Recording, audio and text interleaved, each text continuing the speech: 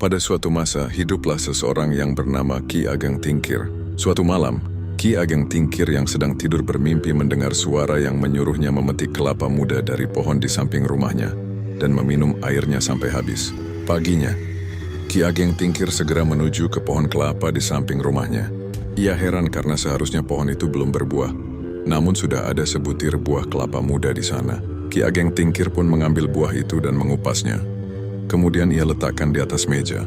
Rencananya, air dari kelapa muda itu akan diminum setelah menggembala kerbau.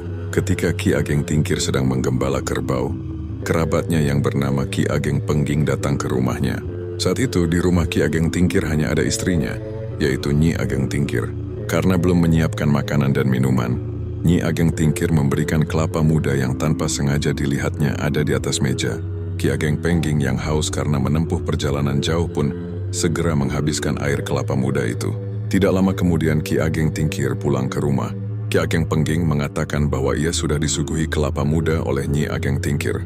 Ki Ageng Tingkir pun terkejut, kemudian ia menceritakan mimpinya pada Ki Ageng Pengging. Meski air kelapa muda itu sudah habis diminum, Ki Ageng Tingkir tidak marah, karena Nyi Ageng Tingkir dan Ki Ageng Pengging sama-sama tidak tahu perihal kelapa muda itu dan mimpinya. Ternyata mimpi itu berkaitan dengan keturunan yang menjadi pemimpin di Jawa kelak. Ia berpikir bahwa mungkin sudah menjadi takdir bahwa keturunan Ki Ageng Pengging lah yang kelak akan jadi pemimpin.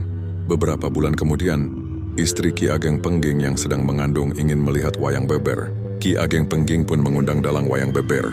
Ia juga mengundang Ki Ageng Tingkir dan istrinya untuk ikut menonton. Namun di tengah pertunjukan, tiba-tiba istri Ki Ageng Pengging merasa sudah akan melahirkan. Akhirnya Nyi Ageng Pengging melahirkan bayinya dibantu Nyi Ageng Tingkir. Ki Ageng Tingkir menyampaikan kelak anak itu akan menjadi pemimpin. Ki Ageng Pengging pun meminta Ki Ageng Tingkir memberi nama anaknya. Anak itu diberi nama Mas Karebet. 10 tahun kemudian Ki Ageng Tingkir meninggal dunia. Tak lama kemudian Ki Ageng Pengging juga gugur saat melawan pasukan Kesultanan Demak karena dituduh memberontak.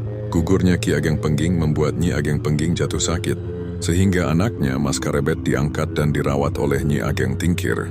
Mas Karebet adalah anak yang cerdas, sehingga Nyi Ageng Tingkir mengirimnya untuk berguru pada Ki Ageng Sela. Mas Karebet pun belajar berbagai hal dengan cepat, mulai dari pemerintahan hingga bela diri. Ki Ageng Sela menjuluki Mas Karebet dengan nama Joko Tingkir, yang diambil dari nama daerah asalnya, yaitu Tingkir.